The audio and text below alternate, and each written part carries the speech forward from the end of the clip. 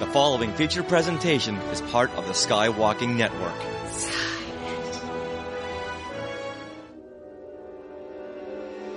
Welcome to Star Warsologies, the podcast about science and other academic fields of study seen in Star Wars. My name is Melissa Miller, I'm one of your co-hosts, and I'm a science writer, and I also write for Star Wars Insider Magazine.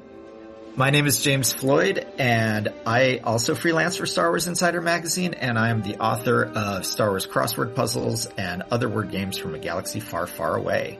This episode, Star Warsologies, is going to chat about feminism in Star Wars, and our guest expert today is Becca Harrison. She is a freelance academic and author of BFI film classics, The Empire Strikes Back. Welcome, Becca. Hi, thank you very much for having me on. Yeah, we had Becca before on our panel on Andor Season 1 back at Star Wars Celebration Europe several years ago, so it is great to see you again. Thank you very much. Tell us a little bit about your work sort of in the Star Wars world and your relationship with Star Wars in general. Yes, I started doing research around Star Wars about 8 or 9 years ago now. And it started out, as so many projects do, as a kind of fun side quest after I had finished my PhD and published my first book. And I remember watching, I think it was Rogue One, actually, and absolutely loved the character of Jyn Erso, particularly because her story arc involved basically going into an archive and retrieving information. And as a history nerd, I loved that. And I got really into it. And I thought, actually, there's something really interesting here about the ways that historiography happens in the Star Wars universe and about how people collect information and how it gets stored. And of course, there's an archive, and we see one of the Jedi archivists in Attack of the Clones. And so it really started out as this fun thinking about history in Star Wars. And then I started thinking about, well, if I'm going to write about archives and history and the way that Jyn is seeking out this data and retrieving it, I also need to think about what kind of data she's engaging with. And I was, actually, there's something really interesting there about digital data and about people becoming digital through holograms and how those holograms are stored. And then I started thinking about the kind of formats that they use and how those have changed between 1977, when we see Leia putting kind of the equivalent of a Star Wars equivalent of a floppy disk into R2-D2, like right at the beginning of that film, right at the beginning of the whole Skywalker saga. And then up to date in the more recent films and TV shows, where you get a kind of much broader sense of broadcast technology and the ways that comms are transmitted. And then I just fell down a rabbit hole and I haven't come out of it since. So that's where it started. And then I started getting into, okay, well, how do these films track technological developments and how do they teach us about our own uses of digital media? Then started thinking about the transformations that have taken place, not only while these films have been made, but also the role of George Lucas and other members of the creative teams. Of course, like the people who have been involved in making these films have also been responsible for giving us software like Photoshop. So thinking about also the roles that the films have in actually shaping what we use in our day-to-day lives and how we use that and how the aesthetics of cinema have changed, the exhibition practices with digital projectors, all of that really is tied to the history of Star Wars. And then I got into thinking, because I can't think about anything at all without considering identity and power. It kind of really shapes a lot of my work. And that led me to thinking about gender representation in front of and behind the camera. And now I do work around Star Wars and its environmental impact. So yeah, it's really been a career-changing moment. Yeah. Yeah, it's all different fields you're going into, but it's all connected through Star Wars. Yeah. That's really cool. Yeah, I have never been an academic or a researcher who likes to stay in their lane in terms of working in a particular field. So broadly speaking, I work in film studies, but my work has always covered history, geography, politics, political economy. So it is quite varied. Yeah. Well, real quick, is there like a sort of simple way you can sort of define some of the terms that we're going to use? Gender identity, feminism, sort of the basic rundown on that. Yeah, sure. I can have a go, though that feels like opening up loads more questions than I can possibly answer. So feminism is, I would say, really, really fundamentally at like the basic core. Often a misleading term. I think there's a perception that it means we should switch everything up, and instead of having a patriarchy, we're all demanding a matriarchy. But that's not the case. I think it generally is a term that suggests we want equality for everyone. It's about dismantling patriarchal structures so that, broadly speaking, there's equity among all people, rather than taking down patriarchy but building up like an equally unequal system in its place. Though there are different kinds of feminism, some of which I don't really buy into. So I would say that when I'm talking about it, or the kind of framework of feminism that I most relate to is intersectional feminism, with the term intersectional referring to the different ways that identity kind of bump into each other and create tension. So if you are a white woman, you would experience patriarchy differently to a black woman because you're not, as a white person, experiencing that racial dimension that gets added in. So that's probably an important term, the kind of intersectional feminism, I would say. And when we're talking about gender, we're talking about something that lots of people feel is innate to them, and that's fine, that's their experience. But we can also think about gender as something that is constructed, or that we are from birth asked to experience the world through. So it's a really important lens over our experiences, and it shapes how we think about ourselves and how other people think about and respond to us. No, that's helpful. I think it just gives us a little bit. And I know that those are topics in and of amongst themselves, whole PhD theses and stuff like that. Yeah. I appreciate this sort of basic understanding. Yeah. Are those kind of broad but specific enough? Yeah, I think so. Okay.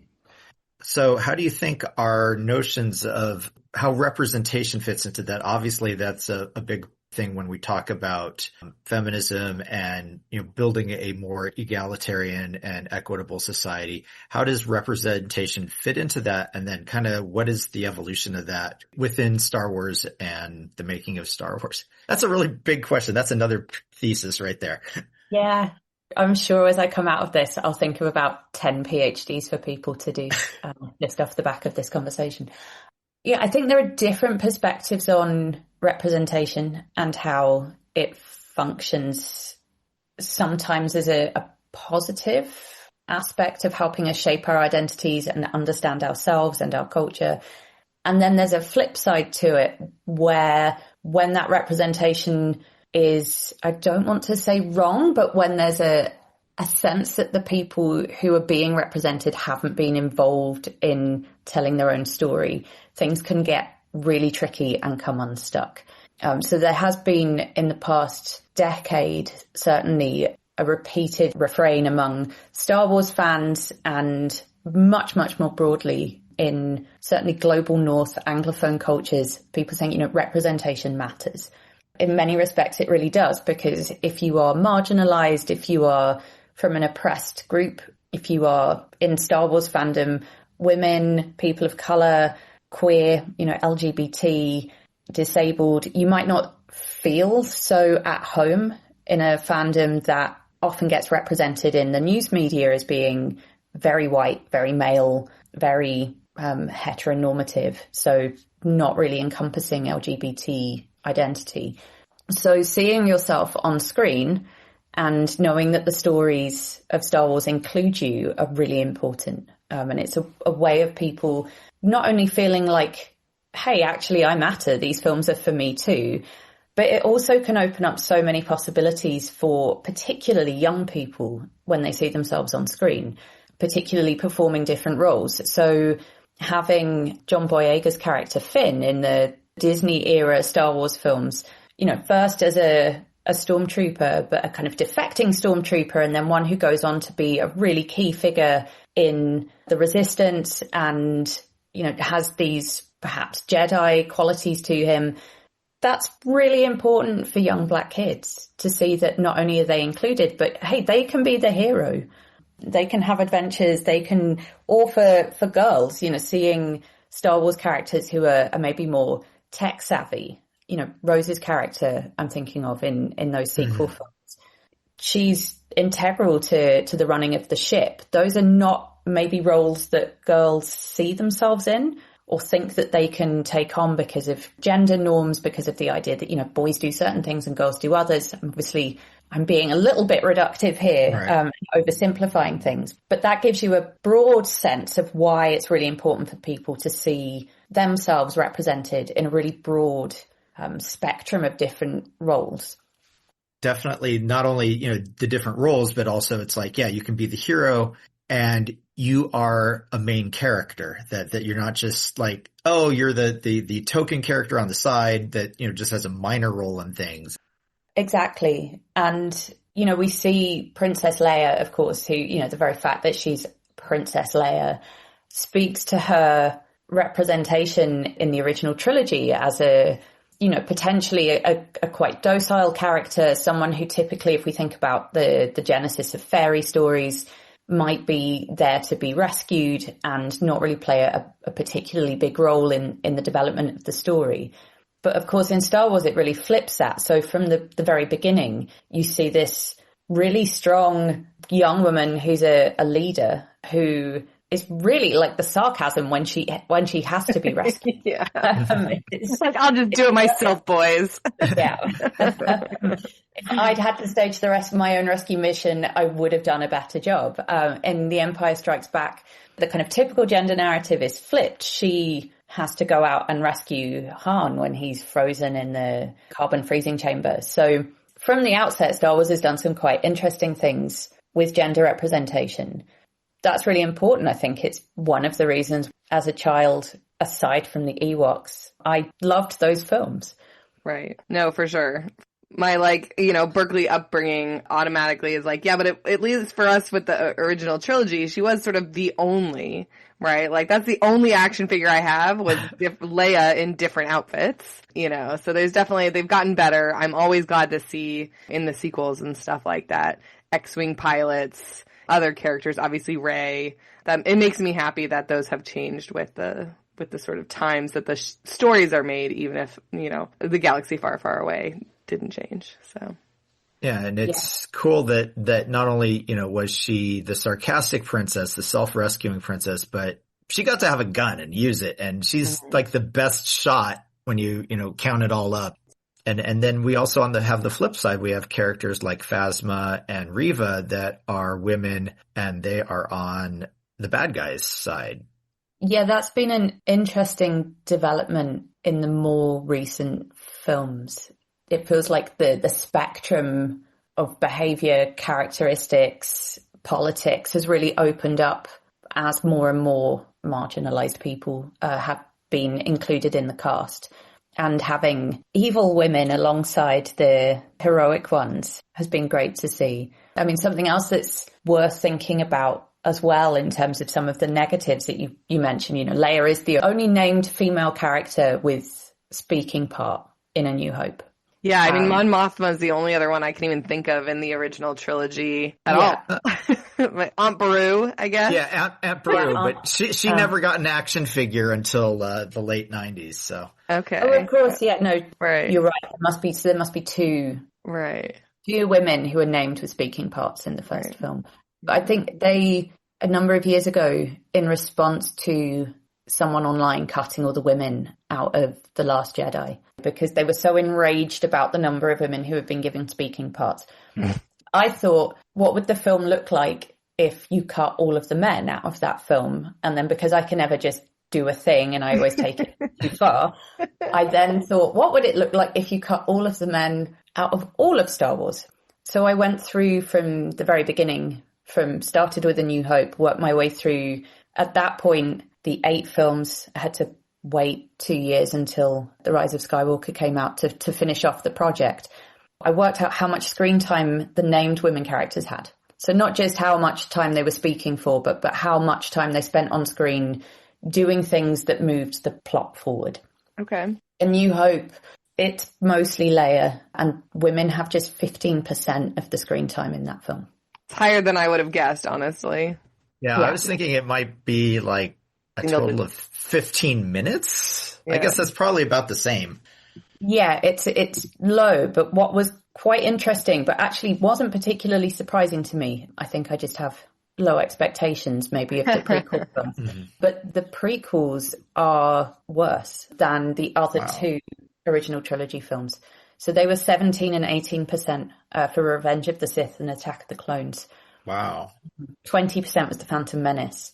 And then you get a run of the other original trilogy and sequel films. Yeah. So it's not even a straightforward story in terms of representation. The prequels are much worse than The Empire Strikes Back and Return of the Jedi. Yeah, that sounds right to me, honestly, just thinking about what Natalie Portman had to do in terms of character. Yeah, not that much. So, and how much of that is all, romantic storyline based. I would personally want to cut that out too. So, Yeah, they don't. I still get sad for Padme when I think about those films. Yeah. The other aspect of the original trilogy films that I find quite interesting is while Leia's character is feisty, throwing insults at Han, she's a leader, she's, really, really integral to the rebellion. But then there's also what was going on off camera. And it sounds like Carrie Fisher had often a pretty rotten time. She was famous for telling the story about not being allowed to wear underwear beneath her costume because she was told by men. I think this is often attributed to George Lucas, but how much he was involved in costume making decisions, I don't know. But she was, basically, you wouldn't have a bra in space. Right. There's also some of the advertising material around those films. She got left out of a Vogue shoot, which was celebrating all the costuming in the film. She got left out of that, and they used a replacement model because she was not apparently skinny enough. Oh my God. Yeah, to be used in the shoot. So what we see on screen is not necessarily aligned with what's happening behind the scenes. And I think that's also really important to keep in mind when we're talking about representation. Yeah, no, and I remember there being that she said in the Comic-Con panel for the sequel trilogy that they wouldn't hire her back until she lost some weight too. It's like, really? You're gonna recast Princess Leia if she doesn't lose, 40 pounds or something? Like, how dare you? God forbid. Yeah. And then, going back to the Return of the Jedi, the opposite of the Vogue shoot was that they did a whole bunch of promotional shots, and it was her in the bikini, and then it was like at a beach with Vader and some Ewoks. And so it's like she was the only face character there, but it's just her in a bikini. So it's like, what are you really trying to sell there? Right. Yeah. I mean, one thing I have really enjoyed over the past few years is the reimagining and the reinterpretation of some of those scenes from a more feminist perspective, certainly a more women-centric one. I think it's Bloodlines, the novel. Bloodline. Bloodline, that takes that scene with Leia killing Jabba the Hutt and rethinks it from her perspective and thinks about what it means for that to have been recorded and to exist as a hologram that other people might see and how she might feel about it. And there was a presentation I gave at a university in the UK a few years ago where I played around with that. So I read the passage from the novel and played it over the sequence from the film. It was so interesting, and the response that people had to that and how they felt about it, and how it, particularly for women and people who are gender marginalized in the audience, I think it feels quite important to have that reinterpretation, to have that space to go back to some of those scenes that made you feel uncomfortable, and to know that there are people who are doing that work to add a sort of feminist perspective, or to complicate something that, seems like, oh, well, it's just pop culture, it's just a woman in a bikini. But we know, also that Carrie Fisher really disliked having to wear that costume and was really quite upset about the way that she was then perceived by probably millions of people after that. So So yeah, it's certainly been fascinating and at times quite moving to see how people are reinterpreting these stories now. What was that reinterpretation for folks that didn't read Bloodline? It's a reinterpretation in terms of its shifting of the perspective. So instead of being a moment of high adventure, which is almost like it's so throwaway and kind of cheesy in the way that it's hammed up, and you don't really spend a lot of time with Leia in that moment. She, chains Jabba, strangles him, and we're kind of on to the next moment in that sequence. Whereas this sits with it and think about what that means and how it felt for her to be chained up and in that costume and to be perceived like that by the people around her, by her comrades in the rebellion, right. And also what it means to murder as well, what that meant to carry out that killing, in right. self-defense. But yeah, it makes it much more complicated. Yeah, no, that's really good to know. I'll have to read that, prioritize reading that, because that sounds really interesting. And that is something that I know as a kid watching or whatever, and even when I watch it now, I'm just so creeped out by the whole thing, right? Jabba like licking his lips at her, and it's just like, why does this need to be here? I hate this. This makes me feel so gross. I'm really glad it seems like, at least in my circles, the outfit's not called Slave Leia, which is certainly what it was my whole childhood. It's like, now it's Hut Slayer Leia, and that makes me real happy. I told that to my mom sometime recently, and she was like, wait, really? Oh my God, that's amazing. I love that, Like, we all want to call her General Organa now, too, right? Yeah, there's definitely been a rebranding of Leia at different points in the story that has been... I mean, the cynic in me thinks, that's partly about Disney being canny about who they're selling this to, right, and what audiences want. But I mean, it's also really positive in that it's telling you audiences want more for their women characters. Yeah, exactly. Breaking news, this just in.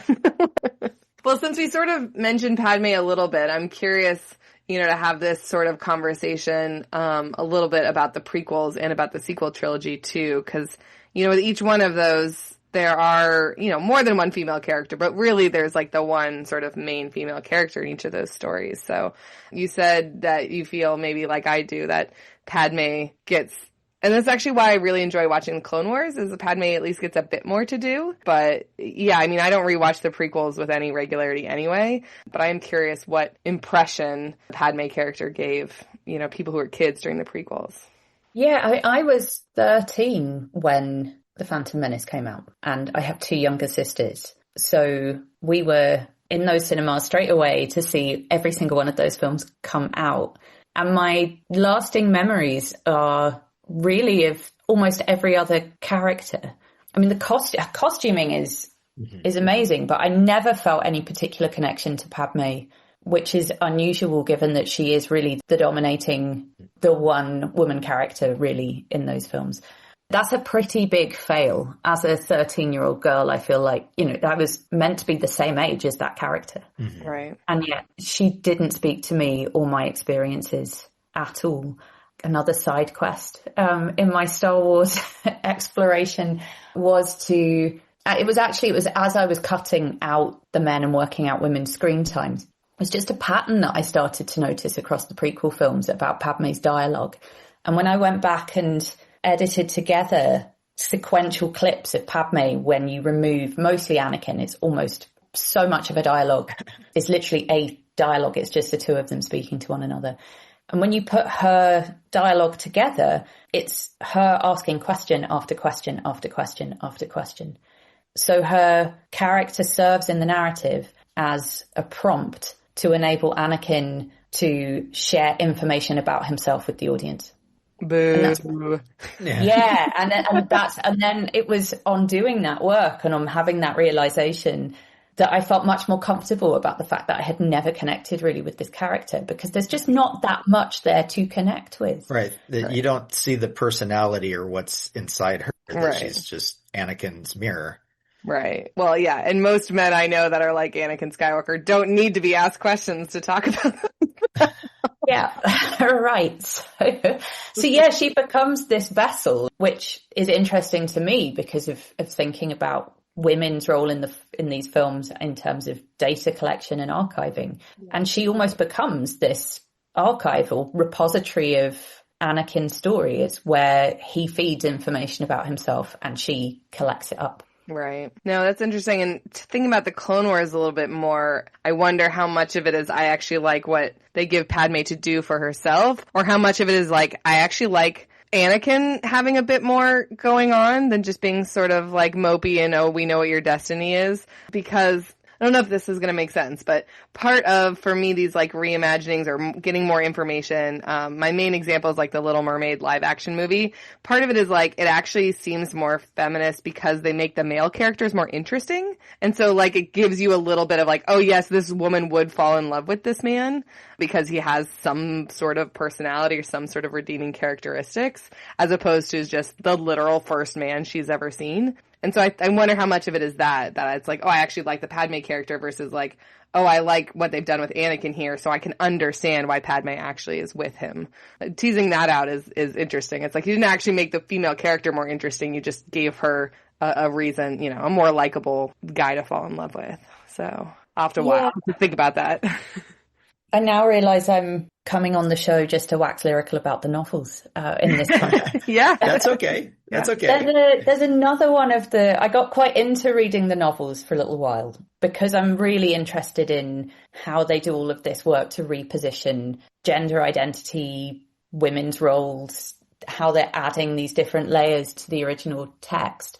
And the name of this one escapes me. I would have to look it up. But there is at least one that follows Padme in between the Phantom Menace and Attack of the Clones. Is it Queen's Peril? It's one of the ones by E.K. Johnson, right? Yes, yeah. It gives so much life and backstory to the kind of handmaiden characters. Mm-hmm. Every one of them has a distinct personality, and you learn much more about Padme's upbringing and her personality and how she's interacting with other people and what her role is as a senator and as she has been queen. I really enjoyed that novelization, and it remains deeply frustrating to me that so much of this interesting work is only going on. I say only as if the novels aren't important in their own right, but I think it's a shame that that work is happening in books that maybe don't reach the kinds of audiences that the Star Wars TV shows and the films do. And I would love to see a Star Wars TV show do that kind of work, and to give us Padme and the Handmaidens. It's interesting, perhaps also, I say frustrating to me, that you get so much more interesting gender representation and also representation of different kinds of LGBT characters in the novels. And it feels like maybe a fear that Disney and Lucasfilm still have about what it would mean to share those stories more widely and to commit them to the screen. Right. Yeah.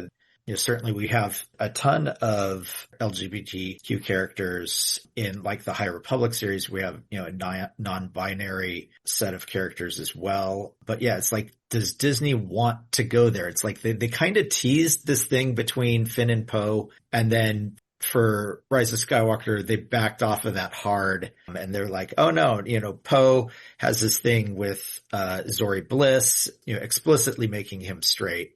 They want to, kind of lift up the LGBTQ audience by, hinting at it, but then it's like, oh no, we just got our hands smacked in The Last Jedi for probably what they felt was too much representation because there is such a vocal backlash against that by a segment of fans. But yeah, we see these in the comics and the books, and we see these, starting to pop up more like in the shows, in Andor, you mentioned you saw season 1. We can't talk season 2 yet, but like Vel and Cinta. Mm-hmm. And those relationships and that representation is so important.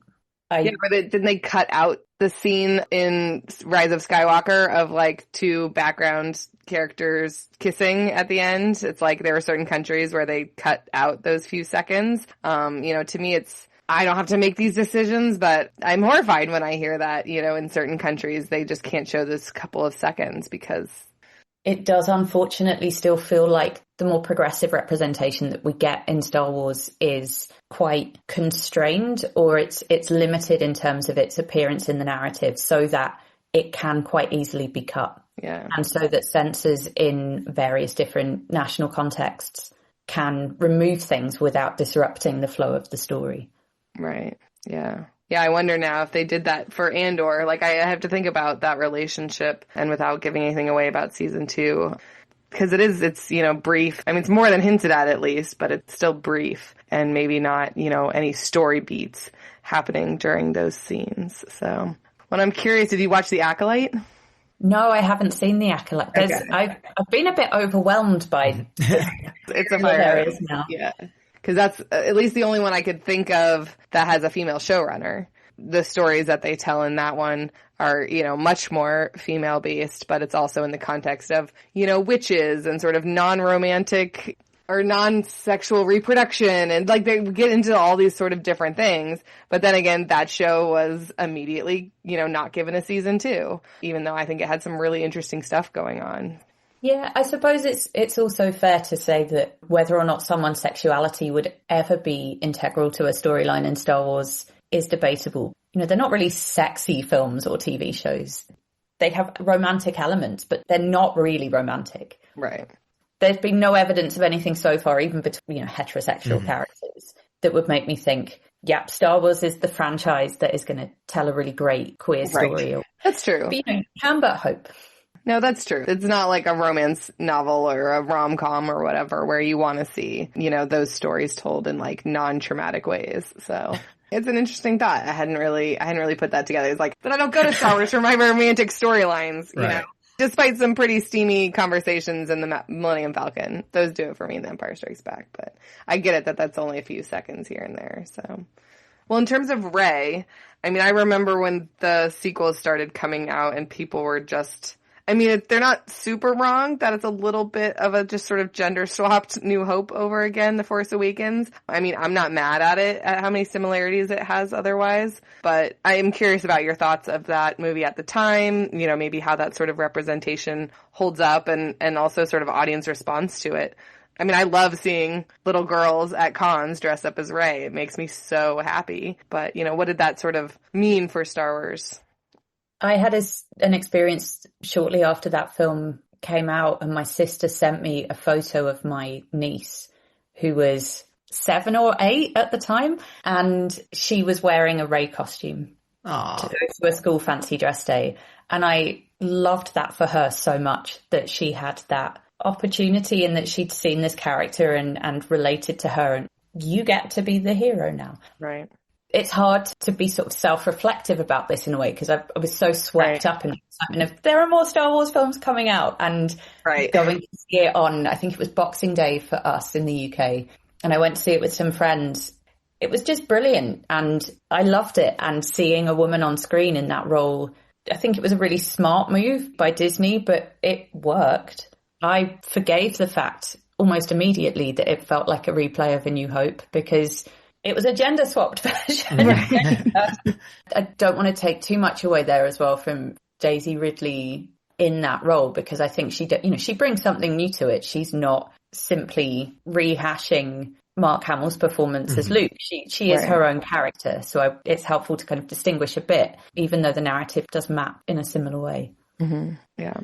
We mentioned briefly that Leslie Headland is the only female showrunner for something like The Acolyte. We had Deborah Cho as well for the Obi-Wan series. But how does that matter? Who gets to make Star Wars? Who are the people making the stories and their aesthetics? How does that also then reflect their experiences in the film industry, which is, very male dominated? You would think that things might have shifted over the past almost 10 years. In the 2017 Me Too moment that the film industry had, as a moment that obviously was ongoing. There are people still dealing with those stories and those experiences that they shared. And yet not much has changed in terms of the numbers of people in decision-making roles, in above-the-line director, producer, writer, cinematographer roles. And Star Wars, in terms of its films, has not been good in that respect. The sequel films all went to men. 2 of those directors were the same guy. They could have done more there, much, much more. I mean, earlier on, I alluded to this a little in talking about representation, and that representation matters, but so does the storyteller. Mm-hmm. And people might be familiar with the refrain, "Know about us without us," which comes from disability justice movements and is really saying, stop speaking over us and stop speaking on our behalf. So there are still clearly issues in the films, at least, with script writing and character arcs that for all you have a woman in the lead role, or that you have more women on screen, more women as leaders, more women making decisions, they don't always map onto people's lived experiences, and they can feel a bit far-fetched. There's a great expression or term that another academic came up with, Kristen Warner, who writes about the representation of Black performers, actors, actresses in US television. She calls it plastic representation. When you have a story that's written and then it's cast in a colorblind way. So that actually the stories don't really speak to, in the cases that she's talking about, the actual lived experiences of Black people. They're white stories by white people, and they happen to be played by a Black cast. So I think that that's perhaps something that's interesting to think about in terms of Star Wars, in the context of the Star Wars films. What do they really tell us about what it's like to be a woman in any of those situations? Not a great deal, I don't think. Maybe you get a sense of it in the relationship between Leia and Poe in The Last Jedi and The Rise of Skywalker, where they have that slightly fractious relationship and he is not listening to her. Right. And you wonder, well, if General Organa was a man, would Poe Dameron be taking it upon himself to do whatever he wanted? So you kind of see it a little bit, that sense of how women get undermined when they're in a position, or they're meant to be in a position of authority. But it doesn't go much further than that. Yeah, and I don't know enough about like all of the screenwriters and the gender representation there. I guess I am just assuming it's pretty low. I can think of, some of the TV shows. I know at least Bryce Dallas Howard has directed a few here and there, but at least I remember the first couple being sort of less action, more sort of like family-oriented episodes and stuff like that too, and just sort of wondering if that was a bias there, even being like, oh, we've got this one episode where like Baby Yoda maybe gets a family, like, oh, let's, hire a woman to direct that episode. And that's maybe me overly sensitive about it or whatever, but she's like the only one I can think of off the top of my head. I'm sure there are more, but yeah. Yeah, I was just thinking about Bryce Dallas Howard, and Deborah Chow as well also directs some of The Mandalorian, doesn't she? Right. Yeah. Mm-hmm. Which, as you say, is interesting because of the family dynamic. I mean, that there are also, when we're talking about gender and feminism, it's not only women's representation that's important here, but also how men are represented. And The Mandalorian is fascinating for that, having a male character who is simultaneously extremely emotive, and yet also his emotions are completely hidden behind a mask. And that paternal relationship with Baby Yoda, and a role in which a really, in some ways, masculinized man who is extremely authoritative, is killing people, has a degree of power, is also caring for this, well, maybe young child, certainly a baby, even if we don't know how young or old Baby Yoda is. Yeah, I think they say he's 50, right? The target is 50. It's like in the pilot episode or whatever. And I'm like, oh, I'll bet it's a species that develops slower. But yes, clearly a baby, right? No language or anything. And maybe, I don't know, off the top of my head, best father in the universe, like that I can think of. There's not a lot of great examples, mind you. Yeah, definitely on the parenting front, I generally the found parents or adoptive parents are doing a way better job than the actual bio parents. But yeah, it's a kind of a dichotomy that we have Mando. He's very independent. Like you say, he's an awesome warrior and, lives by a code. But at the same time, he also recognizes that he is a caretaker and has to be nurturing, as well as just like, hey, you're coming along with me. No, it's like, I need to respond to, your needs and your wants, and understanding that you're not just a little adult, that you are a child and you see the world differently. Yeah. The other thing I know is sort of the meta perspective of this, which is the fandom, right? Like, I'm a woman in the fandom. I've been into Star Wars since before I could remember. I had the action figures. My brother did too. He was more into certain parts, and I was, liked certain characters where I liked other characters, but have both been fans since we were kids. And, at least in my household, in my life, I didn't realize there was any other option, any other way. And then I remember going to help my friend register for her baby 6 years ago and being told, like, oh, you're getting Star Wars sheets? I thought you were having a little girl. And just being like, ew, like, seriously, it is the year 2019 and we're saying sheets are gendered. Baby sheets for a crib are gendered. So it's obviously persistent. And this was a woman who told us that. So I don't have a question here. I just don't get it and figured maybe you have some other insights. Yeah, so Star Wars fandom. That's a whole can of worms there, too. That is a can of worms, or a hot potato that you kind of want to keep throwing in the air and not touch for too long. Or sometimes a dumpster fire. Yes. Or sometimes that too. I had reservations about going to Star Wars Celebration in London because wasn't sure how the vibe was going to be, and I was a bit nervous because it can feel quite alienating. No pun intended. When going into those spaces, and I was so pleasantly surprised, it was unreal. It was so welcoming, and there were so many women and gender marginalized people from all the spectrums and loads of queer fans, and it was just great. And I did not feel even remotely like it wasn't a space that was for me. So it can be great. I think there are people who do more kind of audience studies work who could probably speak more to the reasons why some of this stuff around gender and race bubbles up in the fandom.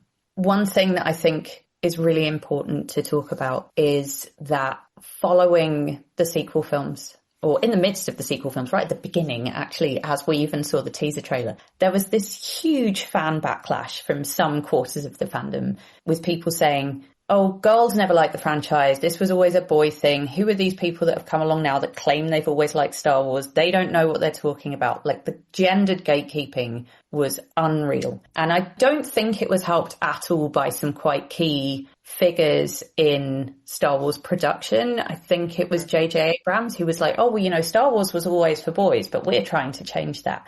I'm like, great. Good for you that you're paying attention to this. That was never true. No, and it's to be fair to The Rise of Skywalker, which I know is critically generally loathed. I think I might be the only person that thought it was funny and quite enjoyed it. But it does have 51% of the film is women characters. Wow. Yeah, we'll add that to the pile. It's the first Star Wars film to cross the 50% representation of men and women.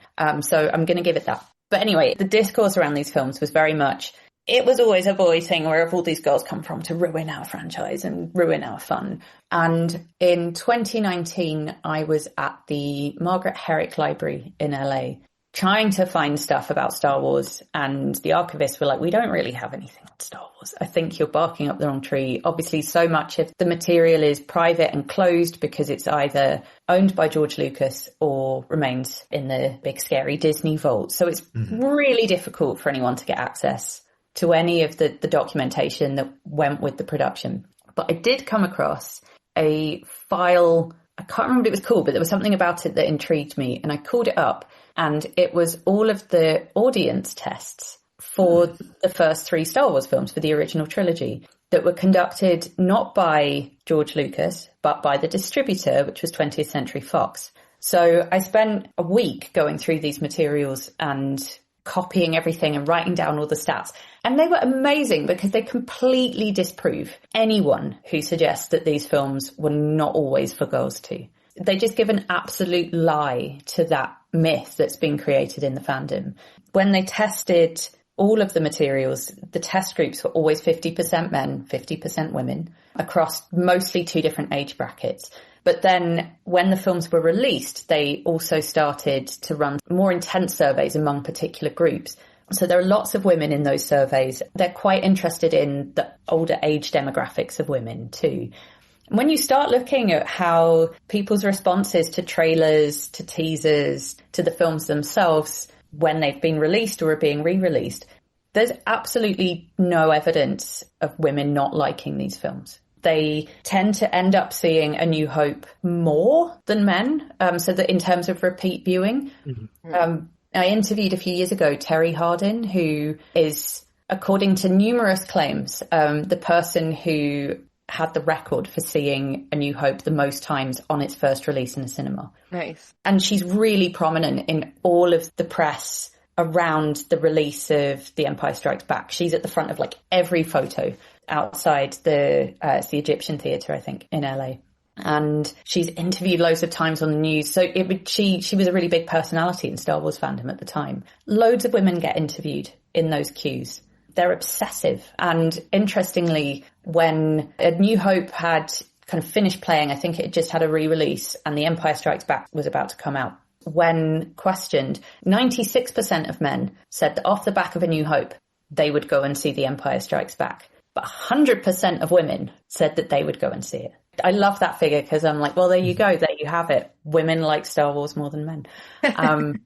It's a history that I just think is so important to not only disprove a particularly gatekeeping mindset, but also to reassure people, actually, you were always there. This isn't a new thing. Let's not erase these histories and erase people's existing, like, longer term enjoyment of these films. Right. I'm kind of surprised. I've got hopefully I have a book coming out that publishes some of this material and does some of the analysis and shares some of the stats. But I'm kind of surprised that Disney themselves haven't been all over that material and sharing it themselves, because it just feels like such an important thing to say, hey, this is for everyone. Yeah, no, definitely. Yeah, they don't even know it exists, honestly. They sold me a t-shirt that says Star Wars is for everyone, but it doesn't cite any sources, so, you know. But I will back you up, at least in your feeling about celebration. I mean, I don't engage with a lot of online fandom, honestly, but like, even from what I hear and review bombing and all that sort of nonsense, I do find that at Celebration, the diversity there, the different way people interact with it, the different way people cosplay, the different things that are available to do there and see there and buy there feels very inclusive and welcoming. And it's why I prioritize going to Celebration after doing my first one in Anaheim, only a few years ago. It's like the reason I went to London, the reason I went to Tokyo, it's like, I know this is an important part of my experience in the Star Wars fandom, and I will try to be there at every one of those.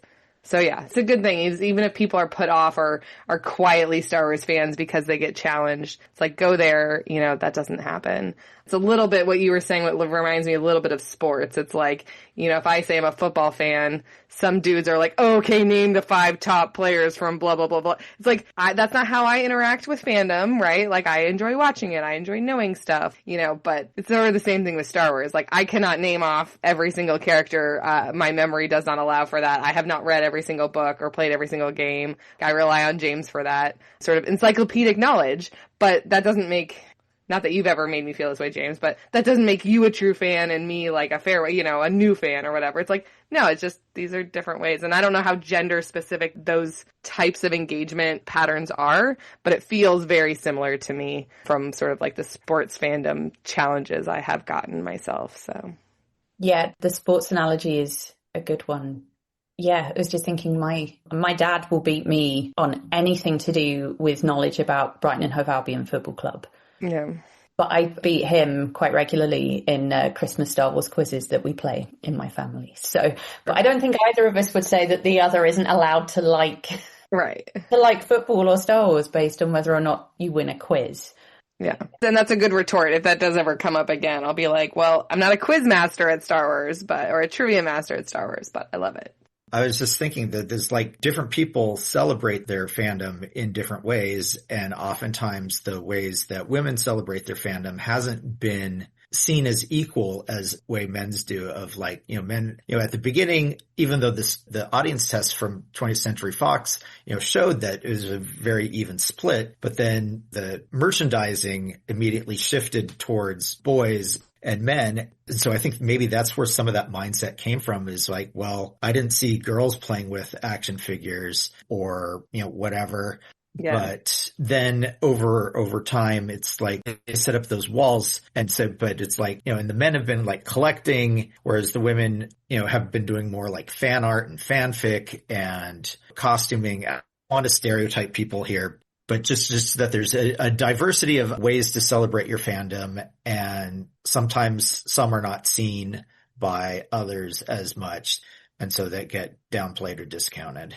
Yeah. And some of that really goes back to what we were talking about at the beginning, is the sort of dismantling the patriarchy. Like, how much of that is a self-fulfilling prophecy? Like, I remember action figure commercials only having little boys in them. I remember only them playing with it. And so it's like, I don't remember ever having the thought, am I allowed to play with that then if I'm not in the commercial I see on Saturday morning TV? But some people do, or the people buying the products for their nephews and not their nieces, or things like that, versus like, oh, the stuffed animals, or, those sorts of things. So how much of that is which came first sort of thing? Like, I know that their marketing research tells them that little boys are playing with action figures, but it's like, but is that because you're selling them to little boys? I don't know.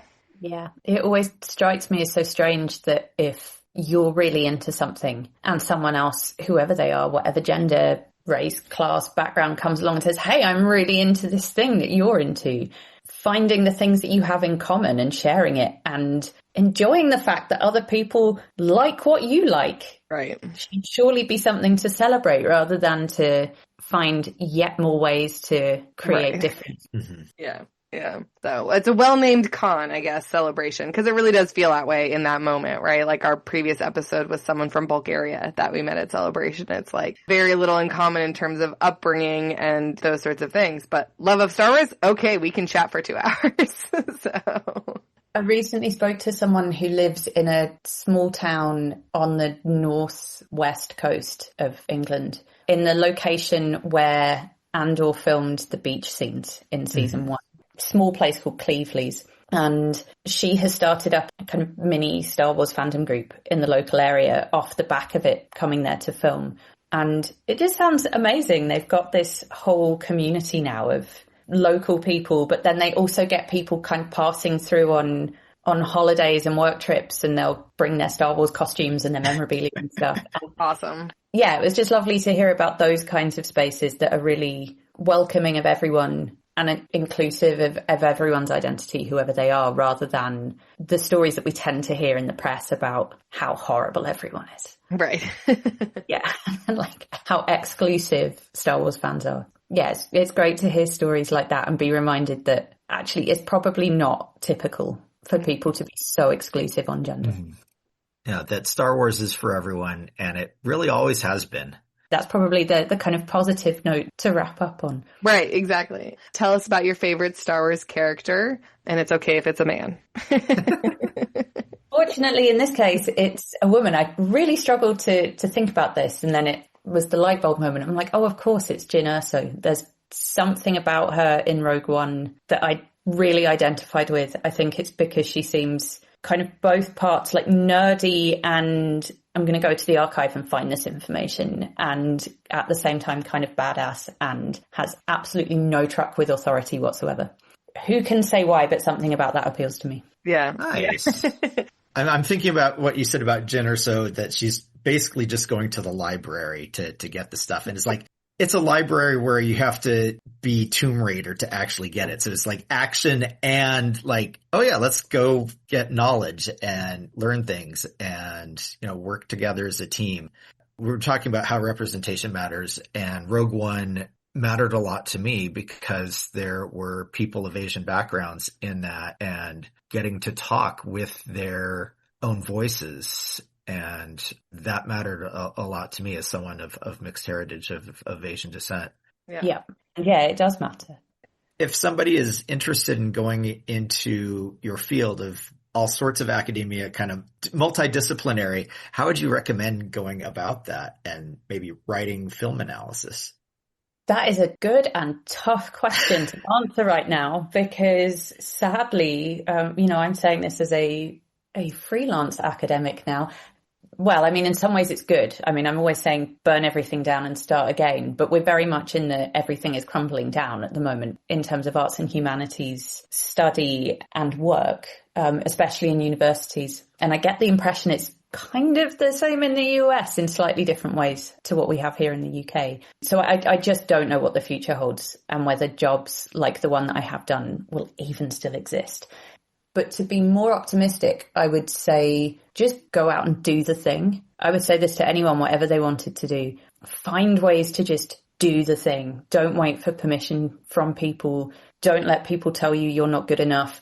Become good enough. Just keep doing the work. And if you're interested in film analysis or film research, there's tons of resources online. I have some on my website even that people can use to access databases and start looking at resources and materials. Watch as many films as you can, and probably not just Star Wars ones. Watch across national contexts, language barriers, watch everything from different historical periods. Just take in as much as you can. There's so much out there that's available. And learn to write without generative AI is my other big hot tip for people at the moment, because I think it's slightly terrifying the skills that people stand to lose or to not gain in the first place. When you're doing this work, it's your perspective that matters, and it's your writing and it's your voice that people want to hear and engage with. That is a really important thing in terms of gender, race, class, any kind of identity that you have. Like, what makes you interesting is that identity, and no machine is ever going to replace that. Excellent. Good. You mentioned your website. What's your website? It is beccaeharrison.com. My Star Wars book is linked there, and there's a preview of that and all of the other writing that I've done about Star Wars, and the stats and the data that I've compiled can all be found there. Excellent. We'll put a link to that in our show notes then, definitely. Thanks. Well, Becca, this was really helpful to think about, really interesting to think about. I have like 9 more side questions that, maybe at some point we'll circle back and get to some of those, or maybe at Star Wars Celebration in LA, if you're coming for that, we can put together something. Thank you so much for coming and chatting with us about it. Thank you so much for having me on the show. I've really enjoyed talking about things. Some of these things I haven't had cause to think about for some time, and I'm about to write them up. So it's also been really useful for me.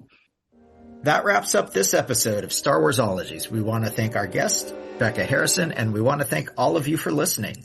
If you're looking for those links we talked about, check out our show notes page available at skywalkingthroughneverland.com/star-warsologies. And also check out our Star Warsologies YouTube channel, where we post our convention episodes with related visuals. If you have an idea for a topic for Star Warsologies or know an expert we should interview, let us know at Star Warsologies on Instagram and Blue Sky, or at starwarsologies@gmail.com. We also have a fan group on Facebook. It is very cleverly named the Star Warsology Podcast Fan Group. So join today, chat with us and your fellow listeners. No topic is off limits, even whether you go to a party and you get up a little thing you can rub on your skin about the twin suns. Is that a temporary Tatooine? And please also rate, review, and subscribe to the podcast on your favorite service, and share it with your friends. Also, my first Star Wars book, Star Wars Crossword Puzzle and Other Word Games from a Galaxy Far, Far Away, is out from Chronicle Books and is available at your local bookstore or on bookshop.org, Amazon, Barnes & Noble, and other line booksellers. We are part of the Skywalking Network, where you can find a variety of other great shows about Star Wars, Disney, and Marvel, including the Neverland Clubhouse and the flagship show, Skywalking Through Neverland. They also have a YouTube show, Today in Star Wars History. You can find all of that at skywalkingnetwork.com. See you next time on Star Warsologies.